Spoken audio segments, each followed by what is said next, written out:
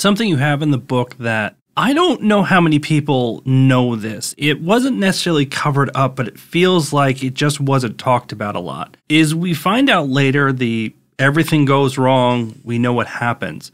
But I, for years, up until recently, reading this book and some other things I read, thought that the entire crew was immediately killed in the explosion. And that's just not what happened, is it?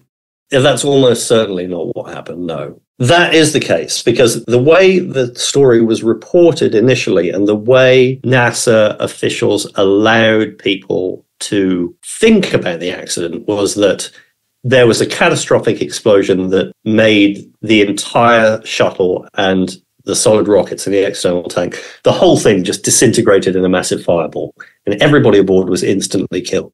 But that is not what happened. What happened is that the crew compartment, which was a separate pressurized capsule contained within the fuselage of the Space Shuttle orbiter, escaped from the explosion intact and indeed continued flying upwards on the trajectory of the shuttle until it reached its apogee and then started falling back towards the Earth. And it fell back towards the Earth intact and was only destroyed when it hit the surface of the Atlantic a little more than 2 minutes later.